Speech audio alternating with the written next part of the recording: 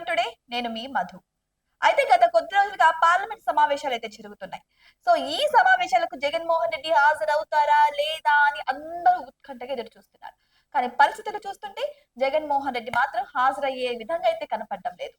అయితే రీసెంట్ గా చూసుకుంటే కొంతమంది ఎమ్మెల్యేలు వచ్చి దొంగ సంతకాలు పెట్టేసి మరి వెళ్ళిపోతున్నారు తప్ప సమావేశాలకు మాత్రం హాజరవ్వడం లేదని కొన్ని వార్తలు అయితే వచ్చాయి.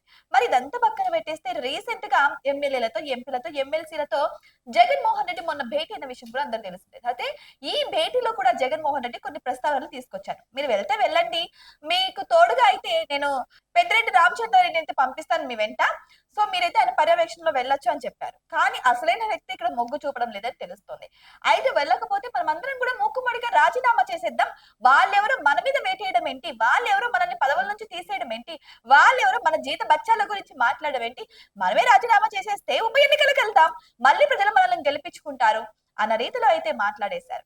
కానీ ఇక్కడ ఆలోచించన్నారా, ఆలోచించుకోకుండా రాజీనామా ప్రస్తావన తెచ్చారా జగన్మోహన్ రెడ్డి అని కూడా చాలా మంది ఆలోచిస్తున్నారు. ఎందుకంటే అక్కడ ఉన్నది వాళ్ళకి 11 స్థానాలే. సో ఈ 11 స్థానాల్లో ఉప ఎన్నిక వస్తే మళ్ళీ ఆ స్థానాలు కూడా దక్కుతాయో దక్కవో అని ఒక్క క్షణం కూడా ఆలోచించుకోకుండా ఇంత మాట అనేశారు. అంతేకాదు, నేను ఎమ్మెల్యేగా రాజీనామా చేసి ఎంపీగా పోటీ చేస్తాను, అప్పుడు కేంద్ర బలగాలు కూడా దిగుతాయి అన్న రీతిలో అయితే జగన్మోహన్ రెడ్డి ప్రస్తావించడం జరిగింది.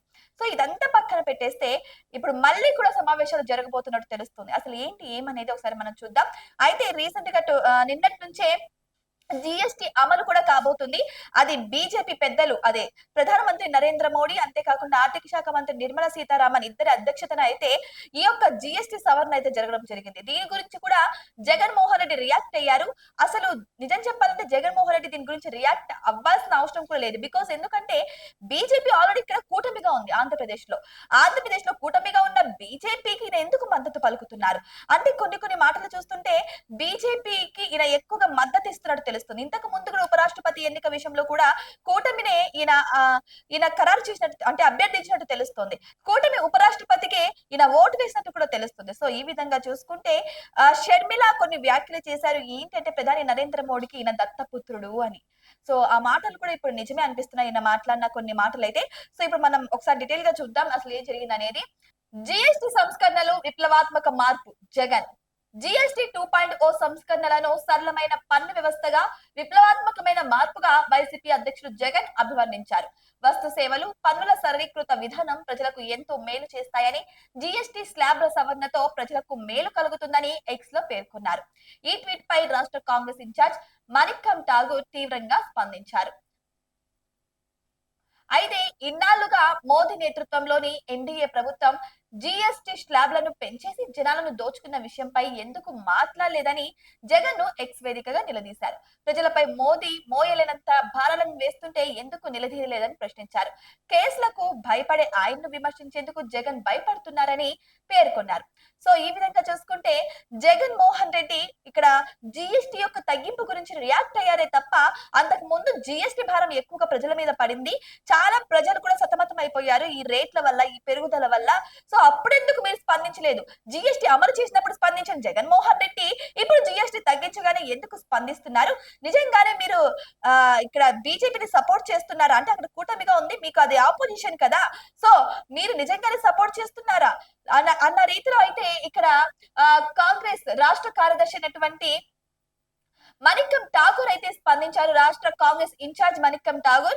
సో ఈ విధంగా మణిక్కం ఠాగూర్ యొక్క మాటలు అయితే ఇప్పుడు వైరల్ అవుతున్నాయి. సో జగన్మోహన్ రెడ్డి ఎందుకు ఈ విధంగా చేస్తున్నారు, ఎందుకు బీజేపీని సపోర్ట్ చేస్తున్నారు?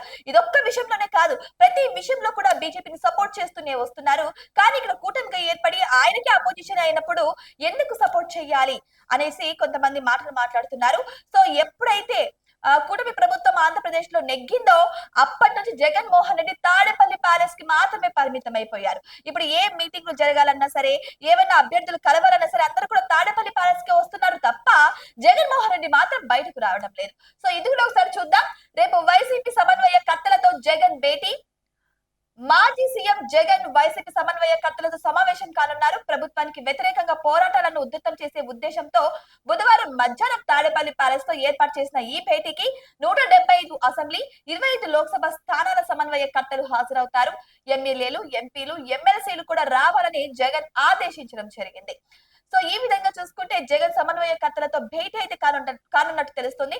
ఇంతకు ముందు భేటీలో రాజీనామా అనే ఒక నిర్ణయాన్ని అయితే తీసుకొచ్చారు. ఇప్పుడు రాజీనామా అనేది పక్కన పెట్టేసినట్టు తెలుస్తుంది. సో వాళ్ళకు కూడా క్లారిటీ వచ్చేసినట్టుంది. ఇప్పుడు రాజీనామా చేస్తే కనీసం ఆ పదవులు కూడా దక్కవన్న రీతిలో ఇప్పుడు ఏం చేస్తున్నారు, ఇప్పుడు కూటమి ప్రభుత్వానికి అగైనెస్ట్ గా వీళ్ళు ఉద్యమాలు చేయాలనే రీతిలో అయితే వెళ్తున్నట్టు తెలుస్తోంది. సో ఈ విధంగా చూసుకుంటే